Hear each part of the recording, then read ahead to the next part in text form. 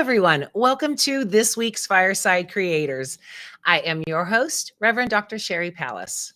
Tonight, I am chatting with David Hayward about the state of affairs between Canada and the United States. Unfortunately, it's not very good, and that's why we're having the show. But please remember to keep all comments and questions related to the show topic, and that this is a safe space. Thank you for joining us. If you're watching on YouTube, please hit that like and subscribe. And thank you for welcoming us into your home and joining the conversation. I appreciate you all. Okay, let's meet our guest. If you don't know him, you should, and become more loving. David Hayward is the naked pastor. After 30 years in the church, he left to pursue his passion for art. Naked Pastor uses words and images to challenge the status quo, deconstruct dogma, and offer hope for those who struggle and suffer under it. David is no stranger to belief systems. He holds a master's in theological studies, as well as diplomas in religious studies and ministry and university teachings. His art expresses the stories and struggles of spiritual refugees and independent thinkers who question, doubt, or oppose the confines of religion. Each piece encourages difficult conversation and acts as a catalyst for critical thinking. Big round of applause for David Hayward. Hi, David. How are you? Yeah, sure. I'm good. How are you? I'm good. Good to see you again. Likewise, I want to tell the audience, I had the privilege of hanging out with David for 4 days last summer at the Wild Goose. And it was such an honor. And I caught myself, like, after the next 3 months after the Goose, constantly saying, David talked about that. And, I learned this from David. So it's an honor to call you friend and to continue to learn so much from you. Thank you so much. Likewise, Sherry. Yeah, we had a lot of fun. That was a great time. It was. It was down in history for me. Yeah, and I learned so much. I grew so much. Overcame some hurdles, but that's all part of it. Yeah. I reached out to you after talking to my mentor, Michelle, and she offered the invitation for you to stay there again this year. Yes, like we did last year. Yeah. I told her I probably wasn't coming because of the date, and she extended that invitation to you. And I am extremely politically savvy. I take pride in knowing what's going on. And you like slapped me in the face with, I can't come because of the state of the United States right now. And I couldn't believe my own shock that you had said that. I should have already known that. My dogs are having a party back here. Hey. But it was a real eye opener that it was like, oh my God, it really is this bad. Yeah. How are you coping? Because you travel all over. How is this affecting you? And what is a Canadian thinking about this cluster that we are in? Well, yeah, it's really both sad and frustrating and scary and angering too. Yeah. So our own government, the Canadian government, has put out travel advisories for Canadians traveling to the U.S. that they're checking your social media, be prepared for arbitrary detainment, be prepared to be sent back home and banned from the United States forever, all kinds of warnings. And so I'm not going to take that risk. I won't be coming down until this all clears up, if it all clears up. And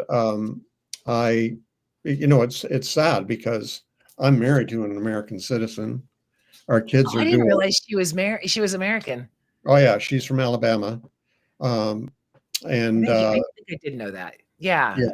So we have family and friends down there, and so, it's very and connections like with churches and universities and so on, and so that's all going to be a long distance relationship now. Yeah, it's stunning that Canadians I mean, I was so afraid, and I still am, for my little sister. She is if they get any wind of her, she's going to disappear, because of who she is, because of her ethnicity, because of who her parents are, not because of anything she's done, but because of associations. I Mhm. never thought it would be with you. Yeah, Never yeah, thought to think, oh, David's not going to be okay, or Andrew's not going to be okay, or Sarah's not going to. I mean, I know all of these people in Canada and mhm, never even considered that. yeah, So the whole bizarro world of it is just it's like I said, for someone who is so savvy politically, I can't believe that I'm still being shocked. yeah. Well, it's we've seen this in history before, Right. but this one is to me even more surprising and alarming because the Canada and the USA have been strong partners, friends, Right. neighbors for decades, generations. Right. We've had our squabbles here and there, but Mhm. basically we're good neighbors and friends and allies. And then it's amazing how quickly some one person can say, no, we don't respect you or your sovereignty, et cetera, et cetera, and overnight convince millions and millions of people and deploy border security and everything else to make tensions very, very high between us. So it's amazing how fast it happened, but it certainly Truly. did.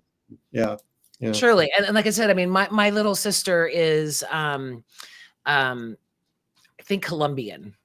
I Okay. mean, generically, I would say Mexican, but I believe that her mother originates in Colombia. So, like I said, that was kind of like a given. Right. Canada, Greenland, Yeah. it's like, it kind of silenced, my rhetoric of why don't they ever go after white people? Because they are. I did Yeah. some research, very minimal research about what is happening at the Canadian border. We have asylum seekers being turned away at the Canadian border, and face detention within the U.S. We Mhm. have a U.S. citizen who was detained from returning from Canada, and locked away, treated like a criminal, an actual U.S. citizen. And then we Yeah. also have a Canadian actress. She was in American Pie.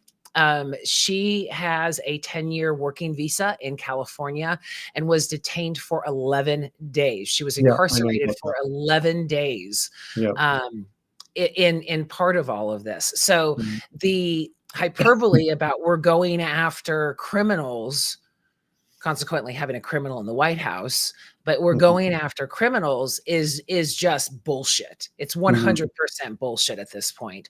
Are Mhm. you hearing more alarms on your side than, because this actually, none of this stuff is on our news. Right. We hear all of, the South Americans and all of that. We don't hear about these white people and Canadians being No. incarcerated for this. Right. Yeah. Well, we hear about well, we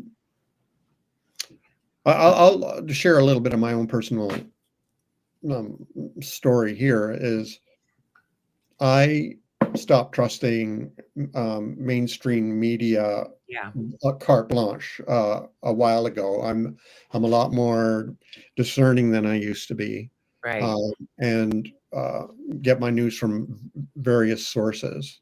One of the sources I would get my news is from independent journalists and legal people on, say, TikTok, and I would scroll, but and there's a lot of information on there if you get on right. that side of TikTok, the news legal side.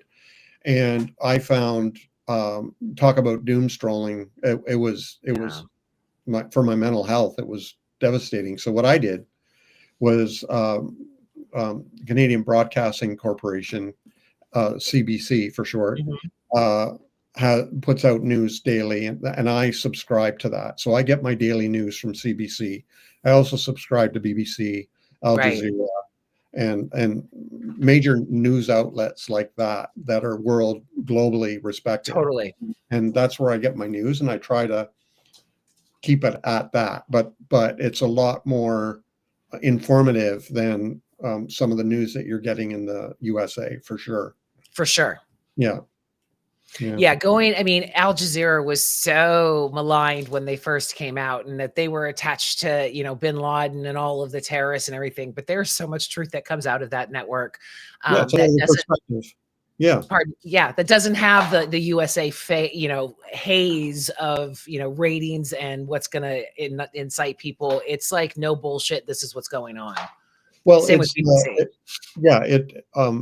it's not Amerocentric, if there is Right? a word. So it's nice and refreshing to get you news that isn't USA centered, Hmm. and that's you get news that is analyzing or reporting on what's happening around the world, and it's this USA isn't centered. Although what's happening right now, it's hard for the USA not to be talked about because of what's going on. Right. Yeah. Yeah. Right. We were talking before the show, and I said, I'm not real surprised about all this, but I am surprised at how quickly it happened. I think that, Hitler was like 64 days or something like that before he completed the destruction of their constitution and took over as a tyrannical dictator. Mhm. So Trump has not made that deadline, thank God. But his first 100 days are marking something that Blake Chastain, he runs the ex-evangelicals, posted today, oh my God, we are truly at the end of our republic. And my response was, no, that happened in November when he was elected. Mhm. So to be Right. saying, anything for him to be coming out and saying, well, these are criminals and stuff like that, and just tossing the Constitution aside, giving the SCOTUS, Supreme Court of the United States, the finger today about returning innocent people from El Salvador. I mean, it's overwhelming. It's Yeah. absolutely overwhelming. And then to lose our partners and our neighbors in you guys on top of it. I mean, we are living in this dystopian nightmare. And so many Mhm. people are like, no, it's fine. I didn't even know what was going on. Mhm. I swear to God that until everything turns black and white, like it was in Yeah. the 30s, once you see the black and white pictures of what's going on, maybe then it will jog people, Yeah. because we have lost so much of the beauty of this world because of this fucked up ideology. Yeah. Well, there's some people who aren't gonna be immediately affected, right? There's Right. a lot of us walk around with a lot of privilege, and we don't know it. That's Mm. the whole point of Right. privilege, is you're not even aware of it.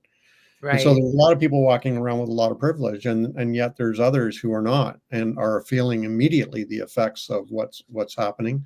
Brego Garcia is one of them, and Mhm. his family. The man, the innocent man who's in the El Salvadoran prison, um, and won't be returned. So it's like it's that same old scenario that people don't care until it happens to them. It's kind of like a lot of the farmers in the Midwest who voted for Trump are now, realizing they made a huge mistake, because places like China and others are not going to buy their beef or soybeans anymore, and they're turning to places like Australia. So it's, a lot of Americans might not hear about that, but the beef farmers do, the Yeah. soybean farmers do. And, but Small businesses do. when you're living sheltered and, isolated from immediate effects, but it's going to come, it's going to Yeah. happen, where at some point, hopefully, most people will look and say, this reminds me of, Well, let's 19. hope, right? Yeah. I mean, another post on Facebook today, they were talking about the Anne Frank house, and how the Anne Frank diary was required reading in schools, and how many people didn't actually read the book. And I responded with, no, they've read the book. They've just changed it. My ex came home one day and said, oh my God, a Jew, no less, came, and full MAGA, came home and said, oh my God, the Anne Frank house has gone social justice warrior. And I'm like, That's their whole point and has always been their whole point. What are you talking? And he was raging, thinking that the Anne Frank house was becoming something that they weren't. So to Yeah. even, to say, this, the Christian nationalism is Jesus bread, but yet they've read the Gospels, or to say that, Anne Frank shouldn't have been a social justice warrior. It's bizarro world. We are living in like this upside down bizarro world.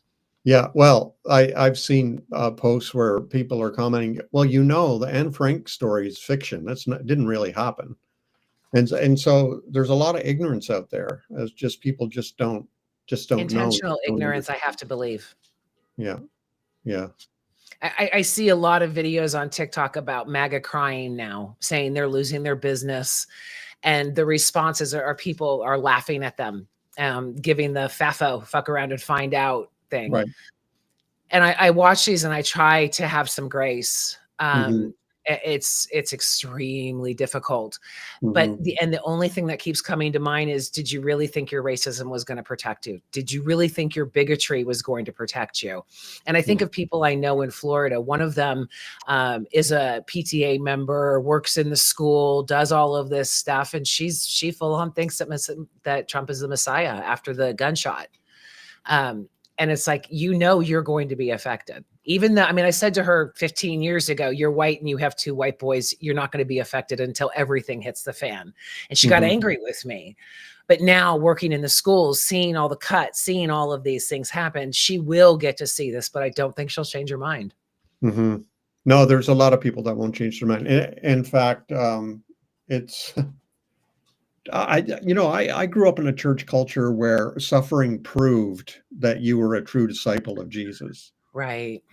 And so, there's going to be a lot of people who are going to suffer, and they'll just take this as a sign that they're right, and that they're suffering unjustly. And that's a huge part of that whole theology mindset The is martyr complex. martyr complex, yeah, Mm-hmm. persecution complex. And we've seen that. I mean, the right really does believe it's being persecuted, and that Christianity is the most persecuted religion on the planet and in the USA. And now they're allowing federal employees to write out reports squealing on people who seem to challenge their Christian beliefs in any way. It's really is a persecution martyr complex. It's fascinating to watch, but it's going to be devastating to experience for so many people. I mean, I just saw, I think it was Trump just tweeted today something about that we are a Christian nation, and we're, something to that effect. And we're all going to get this, fixed, and it's going to be a Christian nation, and we're going to make America great again and safe again. And it's just wrong. America was never intended to be a Christian nation. No. But there you go. You say Again, something rewriting it. and people will believe it's true.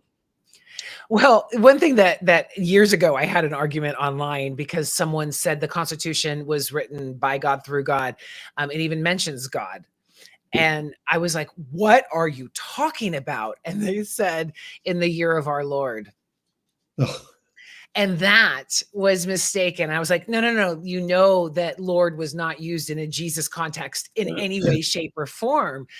But they held on to that. It was it was a Christian nation. And in my book, I talk about how the founders were against the Puritan way of thinking. They were against all of the puritanical belief systems and killing your kids and indoctrinating them, ironically enough, in Harvard. All of these things, they were rejected by our founding fathers. Yet, again, Jesus is a white guy with an AR who is a full-on capitalist and hates the poor. Our Constitution is written some way about God. And Yeah. I mean, I've joked before that I think the world did end in 2012 and we're just all in hell. I can't even, this is the stupidest insurrection, fascism thing I couldn't even imagine it to be this dumb. Yeah, it's alarming. I mean, what happened in Germany with the Holocaust and so on, never again, right? Right. And then other genocides and holocausts came along, including Rwanda. Never again. And here we go again, Palestine, Gaza Strip, never again. And then in the United States, what's happening right now, never again. It's mind blowing to me to watch this unfold, where the United States is alienating all of its allies except for one, Russia, and Who's not supposed to be our ally. Isolating itself from everyone. Right. And that's my only hope right now when Trump and others start joking, they say, about Canada being the 51st state. That really, really upsets Canadians. And really, it makes us angry and it makes us afraid. And but we'll obviously would fight that tooth and nail. But it's come to that now where some people think everything belongs to them, and they become, well, it's like rapists, they rape girls, they rape women, they rape the land, they rape states, they rape even children's charities. Yeah. They'll rape other countries. They'll rape whatever. They just take because they think it belongs to them. And entitlement in the most evil of form. Yeah. Yeah. Putin, I have been. Here's the thing that gets me. What? Trump, like just today, is angry at Ukraine for starting the war. That's typical, that rapist logic. Yeah. But it's your fault for fighting back. You wouldn't have been hurt. Everything would have been fine if you just enjoyed it. But no, you had to fight back. So it's your fault. You started the war. And so gross. And it's like with all these tariffs things, he's saying Canada started it, China started it, and now we're going to counter tariff that. No, he's the one who started it, and everybody knows it. Yep. But it's just unbelievable. Seeing a bully and the whole bully syndrome in action in the highest office in the world is mind-blowing. I mean, just to see that level of ineptitude and anger and hate and insecurity, because bullies always know they're weak. That's why they have to be aggressive. He knows his weakness. And I think that's why he and the El Salvadorian people were laughing about them, about the people who were sent there. It's the lack of humanity is just so disgusting. But I had this theory. It seems like this year has been a decade. So let me just say 6 weeks ago that he and Putin and Netanyahu and she figured out how to divide the world. And that is when Putin said, I'm going to take this. She said, I'm going to take this. You have the underlings in Turkey and stuff like that. And Trump needs to seize the West, including Greenland, Panama, Canada. I could just picture them going, ha, ha, ha, ha, ha, ha, we're going to rule the world, promising Trump all this power. And then Putin came out last week and said it. He actually said, I've given him Greenland and Panama to be able to control. He gets the West. So this is like a worldwide cabal of power and control and no honoring humanity, no apathy or empathy, just apathy, hatred. But if they get rid of all of us and we don't like that, then how will they win? So is the model just pure destruction, do you think? Well, I read what's her name? Her last name, Wesley. Yeah. Anyway, the whistleblower at Facebook, Sarah something. Anyway, I'm sorry. I apologize. I've forgotten her name, but she talks about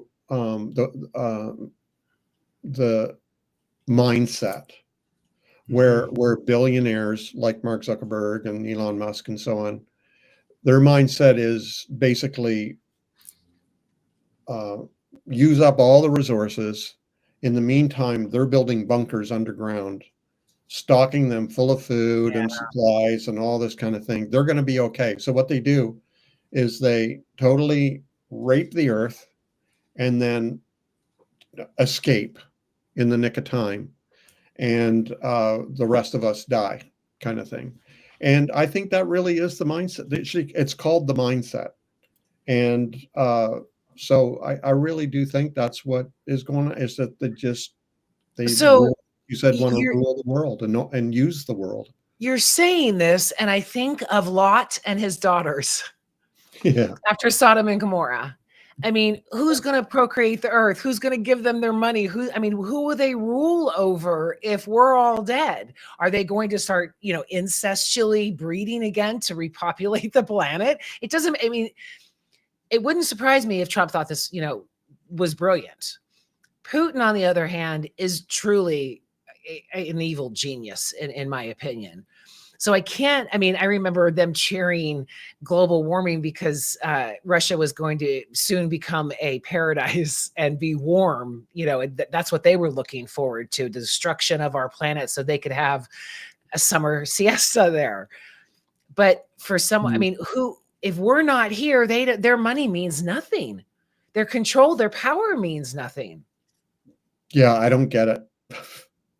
I mean, I don't want to live in that kind of world, so I can't Me even either. imagine it. You know what I'm Yeah. saying? It's like unimaginable. But to people who may be like that, you know, it's pretty one plane thinking. And but I can't imagine a world like that. I like a world full of people and peace. And Diversity, beautiful colors. yeah, yeah, diversity, beautiful colors, harmony, music, art, creativity, thinking, writing, They really want a learning. black and white world.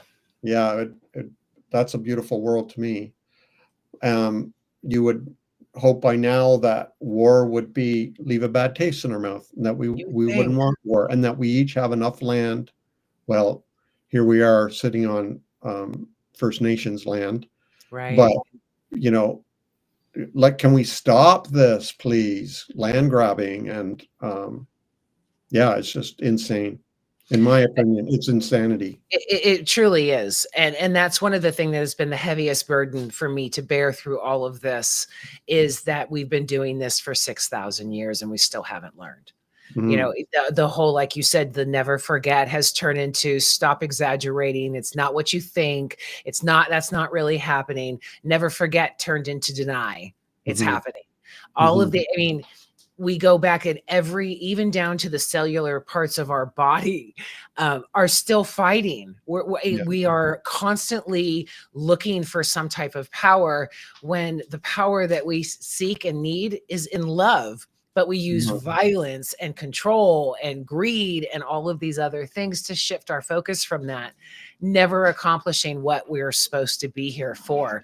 Mhm. I'm sitting here going, it's been 6,000 years. How many billions of people have lived during that time? And we are still fighting. We're still trying to conquer other lands. Why? Why would we do this? And is there any hope if after I'm sure it goes back a lot longer. I'm saying 6,000 years as far as written history of our current situation. But if after all of this, we are still in the same predicament, it's just so overwhelming to me. Mhm. I lose all hope in that thing. Like, we are completely flawed and we'll never get along. Yeah. Yeah. It's it I have to admit, there's scary times right now. Yeah. Yeah, for sure. Sarah Butler Latadito, I think I said her name right for the first time, posted that, and I verified it, that they are doing fingerprints for any Canadian or anyone that crosses the northern border. And I said to her, I'm pretty sure I was fingerprinted when I first got my passport, which was right after 9/11. And Mhm. she said to me, why does the government need a database of all of your fingerprints? And I had never even thought of that before. It doesn't now. It's no longer the law here, at least now. But the fact that they are fingerprinting immigrants, friendly immigrants, anyone crossing the border, is also akin to labeling them as a threat and, to our situation, possibly a terrorist or someone who is just considered a criminal because of their ethnicity. Yeah. Yeah, I didn't hear about the fingerprinting. I thought I'd heard about it, but that was debunked a couple of weeks ago. But I wouldn't be surprised if they were It was reporting. all over the web today. Yeah. So, Well, I know they're requiring Canadians, if they stay longer than 30 days, to register with the federal government, and that which is requires fingerprinting. Yeah. yeah. So yeah, that's a new one. I think part of the problem with people not realizing that we are repeating history is that because it's a different race, because it's a different time, because it's a different place, without really looking at the systematic things that are happening. I mean, Mhm. the Jews, I remember asking my mom, why did they persecute the Jews? And her answer was because they were successful. That's not why. They wanted a full-on genocide, just like they're doing in Gaza right now, just like they're trying to do in the Ukraine. And now what Trump is trying to do here with anybody brown, or in Canada's place, anybody at all. Mhm. I don't know how to combat this without just continuing to speak out and what is happening. To say, hey, this has got to stop. Unless you're aware, this is going to go rampant. I mean, I posted Yeah. last night, Auschwitz wasn't in Germany either. So to see these types of things, how do you have any advice on how to combat this and try Mhm. and restore some sanity? Well, first, remind me of that question if I forget. First, though, there's Okay. two things going on, in my opinion, and they're both concerning. One is ignorance. Like Right. a lot of people may not know that has happened before, and the Right. results were horrifying and terrible for the whole human race. And things did not go well for Germany after the Allies won the war. But a lot of people don't know that. So there's a lot of ignorance about, you know, Auschwitz and the Holocaust and Germany and the war and genocide and um, anti-Semitism. And there's a lot of ignorance about that. On the other hand, though, and this is more sinister, is people do know about it and Yeah. they don't care. So Nice. it's Sorry. it's there, to actually see podcasters and so on say, Hitler was on to something, when they actually say that. And because the end result is white supremacy. Mhm. And if we can be supreme, if we can rescue and save the white race, or whatever, and keep our position at the top of the food chain, anything goes, because all of a sudden, anybody who is fighting against white supremacy is an enemy who needs to be destroyed. And if Hitler must have been on to something because it almost worked, you know, I've heard that on Yeah, podcasts. me too. And Yeah. and so there's that. It's not just ignorance. People do know, and kind of maybe secretly and some of them openly would like to see white supremacy reign supreme, in terms of advice on what to do, like right now, actually, I have quite a mailing list that I'm sending out a series of letters on activism and ways to be an activist, and so there's a lot of us who are like, well, I'm afraid, like I'm brown, I don't want to take a risk, I'm a legal alien, but I don't want to risk that and Yeah. end up in El Salvador or whatever. But so you can go out and march. Yes, you can go out and picket Mhm. and parades and protest and all those kinds of things. But you can also, just be kind in your Right. own, that to me is the most basic activism, is just being peaceful in your own heart and being kind from your own heart in your own immediate circle, being kind. And to me, that's where activism starts. Like Right. empathy, just have empathy for Mhm. your dog, for your cat, for your Right. child, for your mom, your dad, for your friend. Just have empathy. And because Right. where there is empathy, there's empathy. If you have empathy for this person, you're going to have empathy for others. And so that to me is where activism starts. And it can go anywhere up from there to making a Facebook post, or even making a comment on a Facebook post, or uh, correcting a racist comment from your father, or, and it can go up from there to writing a letter to your representatives, or, Right. or reading a book on feminism, or whatever. There's all Yeah. kinds of things To where, do something. The onus is on us again. It's always oh on yeah, us. oh yeah, yeah, we must resist. And so that starts right here in our heart, where we resist. And we don't, it's like the proverbial frog in the kettle, right? We don't Yeah. want to get used to this. To Yeah, become numb. And right. that's one thing that I keep being, it's like when I do get overwhelmed, I need to take a step back, recharge. Yeah, And it's happening more often, where I just feel like my head's going to explode.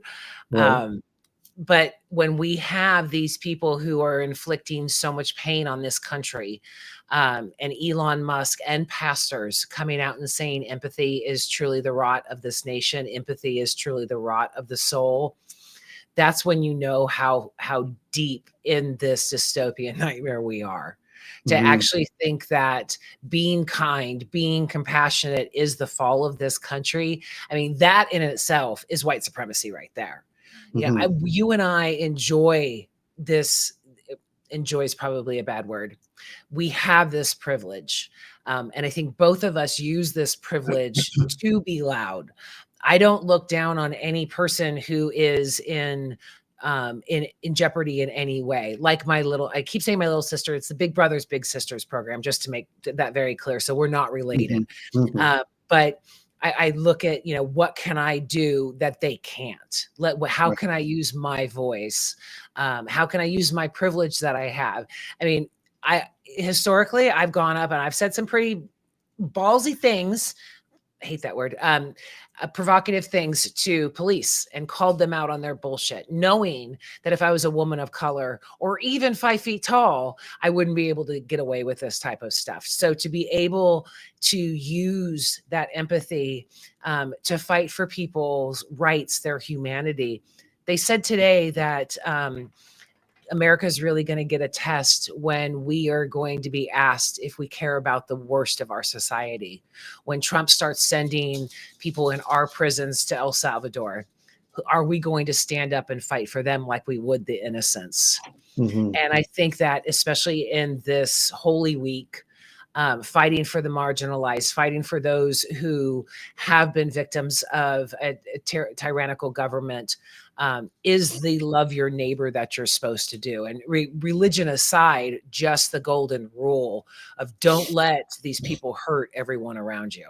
Hmm. Yeah, I wholeheartedly agree. And you know, I I have like I understand the fear. Like I know Yeah. some people in the States who have been pretty vocal. I've had people reach out to me and say, "Look, no offense, I love your work, but I've got to unfollow you and delete all the cartoons of yours that I shared because of what's going on right now, and if my social media Wow. gets." So it's happening, you know, Wow. and where people are trying to hide and protect themselves, which I understand. I understand. Yeah. But that's also going to perpetuate this mess. Being afraid is going, I mean, we have to remember that Hitler sent a ton of people over to the United States to figure out how we committed genocide on the nation's first people here. Um, Uh-huh. their foundation of the Holocaust is an imprint of what the United States had already done.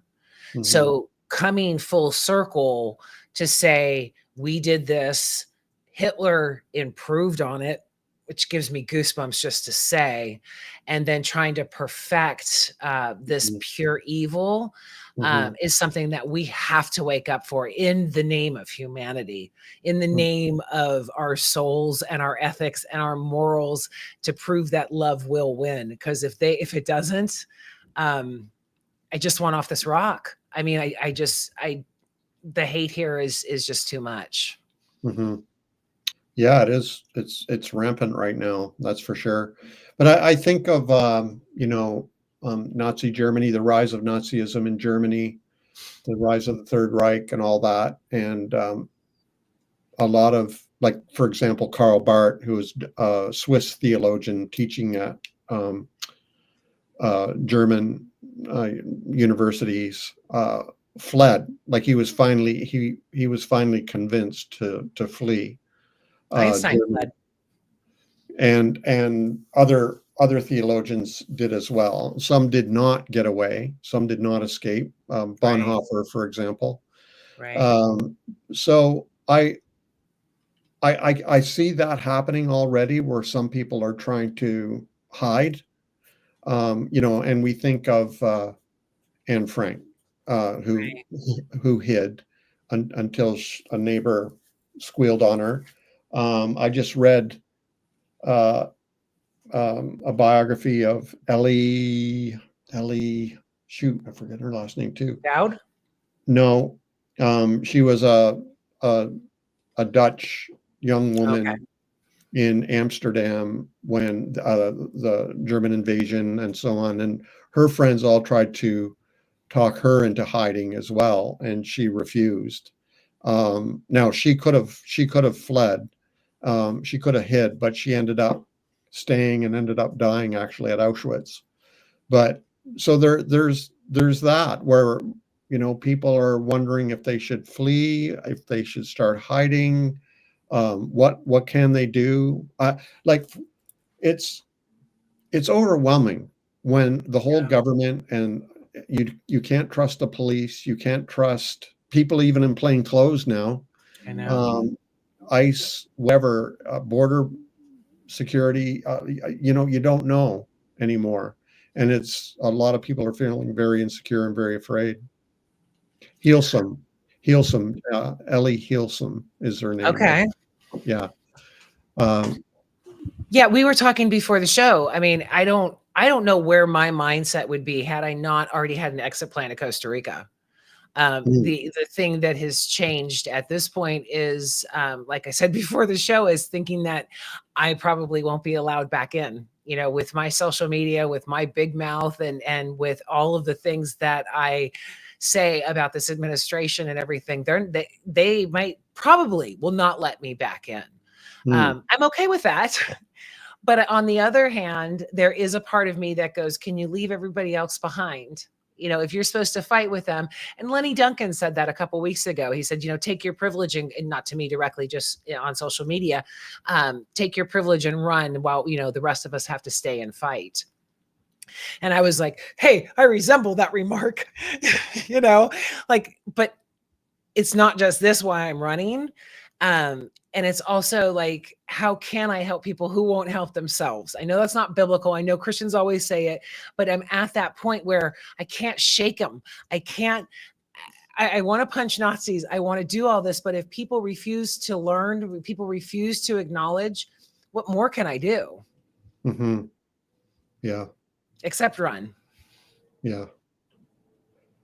Yeah, I wouldn't judge people for, getting out. I wouldn't Yeah. judge them at all, and, I wouldn't judge them for trying to protect themselves and their family. Isn't it a I privilege to do so, though? Of course, Yeah. um, but, not only white people who are Right. hiding.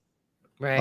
There are a lot of brown skinned people hiding right now, not showing up at work, not leaving their Right. home, you know, so Schools. it's affected a lot of people. But one's ability to hop on a plane and go to another country, that's privilege for sure. But I mean, um, I don't know what the options are in a crazy, excuse me, in a crazy time like this. Uh, it's it's it's chaotic. It's chaos, and people just trying to survive the chaos is, you know, I support that. Yeah. Doing whatever we can. Yeah, doing whatever we can. Protect when we can. It's just so gross. I hope more and more marches though. And you know, I'm seeing what AOC and Bernie Sanders are doing, Yeah, and you know, these huge marches and everything. I hope they continue, but they're getting more and more risky, right? So, there's uh, one on the 19th. It's going to be another nationwide march, mhm, and it is suspected. Let's just call it rumors at this point. It's I've seen it all across social media. I have not shared it because it was like, no, we can't go there. And I don't want to hinder anyone from their voices, but supposedly on April, it's the 19th is the big march, and supposedly on April 20th, he will be declaring martial law because of it. So that enters a whole new phase of how to deal with things. At that point, the military could actually shoot and kill protesters. The whole Constitution's dead. There are no more elections. All of our rights are gone, and we turn into a military state at that point. But that is the way for him to actually accomplish everything that he's trying to accomplish, that the judges are stopping him on at this point. Once martial law is declared, if we don't rise up, what was it in the Philippines recently, where they ousted their president because they declared a martial law? Once that's happening, mhm, if we're toast, we are toast at that point. We truly become Russia. So hopefully that's just hyperbole at this point, and that's not going to happen. But to mhm. silence the dissent, that's what dictators do.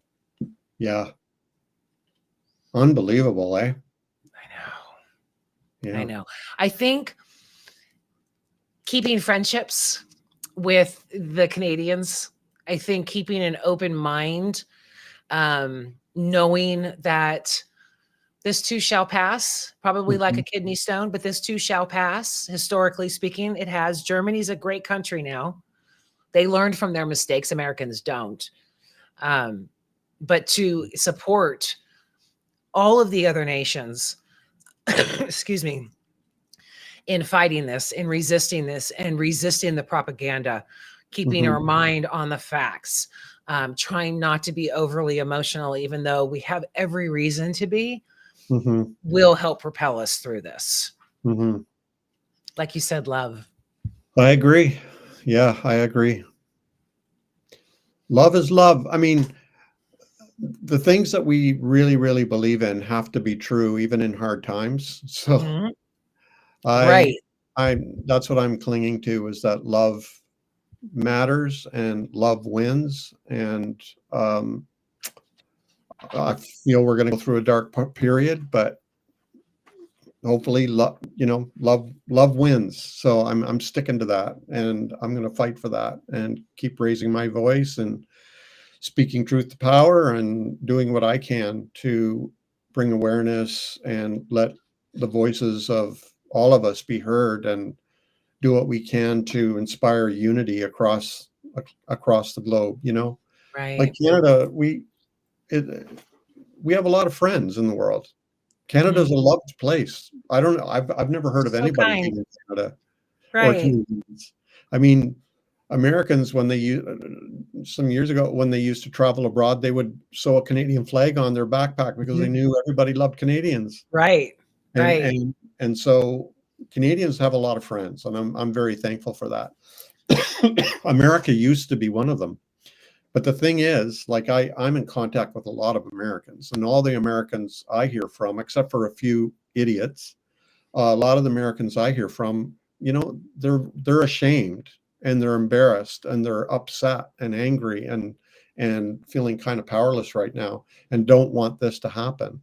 So, um, I think that's the majority of Americans. I hope so. I hope that's the majority of Americans that think that this is a terrible way to treat a neighbor, and hopefully this will be reversed soon. Well, my only hope for this disaster that we find ourselves in is that we have learned something and that we nip this in the bud, end it, impeach him, do whatever we need to do to stop this fascist takeover far quicker than our past has done. Not let him run free. I mean, I can't believe we've got another 3.75 years left of him after all of the damage he has done just in these 84 days or something like that. I can't even imagine 3 more years with this. Yeah. So I have to hope that we have learned enough as humans, that we go, okay, enough. We're not going to go through this again. The whole never forget actually does rise up again and go, okay, we have to stop this, because if not, I'm going to get too overwhelmed and just really think that we should be ants because they're better than us. It's too overwhelming to see how much evil there is in the world and that people are cheering it. Yeah, that's for sure. Surprising. Yeah. Okay, well, we are already at the top of the hour. I want to know about your new book that's coming out. Oh yeah, my new book. I have like 10 books out already, but this is my first children's book, The Rainbow Sheep. And it's a fun book about a rainbow sheep. I love it. And that's the beginning of the story, basically. And then that's the end of the story, basically. I love it. But the story is really cute. I've wrote it and illustrated it. So, and it's coming out May 8th, but you can pre-order it, anywhere like Amazon or Barnes and Nobles or any bookstore, your favorite private bookstore or whatever, independent bookstore. And I would love it if you pre-ordered it. But yeah, it's I'm already getting rave reviews for it. And actually, some people are actually getting it in the mail already. So oh wow, not supposed to be out yet. But yeah, if I will have to place an order today. I would send you my love. Yes, I'll have to place an order today. Thank you. And I was able and fortunate enough, blessed enough, whatever you want to call it, to get a whole bunch of your prints from Wild Goose. So I don't have any walls here available, but I have them saved and safe. So when I do get to Costa Rica, I'm going to give you a whole wall of all of your beautiful pieces. So I'm so thankful for that too. Well, invite us down. We maybe could come and see you. Well, I have to say, you and Lisa are in the back of my head going, oh, they would really like it there. Oh, there's a place for them to come visit. So we've been to Costa Rica. We went there in 2017 for 2 weeks. We talked about that. You were in Tamarindo. It was great. Yeah, Tamarindo. Yeah. So I would love for you guys to come down and finally meet your beautiful wife, and sit around the fire and have some fantastic conversations again. That would be like a dream come true. Yeah, it would. That would be nice. Okay. So any final words, and where can people find you? NakedPastor.com is my base camp. And I'm all across social media as Naked Pastor. So one word, Naked Pastor. And if you search for that, you'll see me everywhere. And if you reach out to me by email or a private message or anything like that, I'll always answer. So I look forward to hearing from you. And Sherry, it's so good to see you again. Thanks for having me on your show. Likewise. And sign up for his newsletter. His newsletter is amazing with all kinds of good stuff. It's one of the only ones I actually read because it is so good. So thanks again, David. I've really enjoyed this conversation, and thanks for being such a good friend. Ditto. Thank you. I'll see you soon. Yeah. Bye. Bye. Oh, another fantastic show. There we go.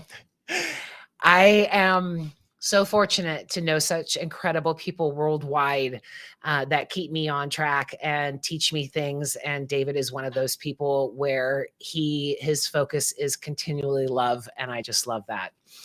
Thank you so much for welcoming us into your homes. Have a wonderful week. Don't forget to check out my book and the follow-up course. We are here to actually make a difference and grow some love and some peace and some empathy and all of those things. And I hope that that will happen when you read the products. Thanks again. Big shout out to Patrick Young for his continued support as my producer. And as always, don't forget to walk in love. Bye. Mwah.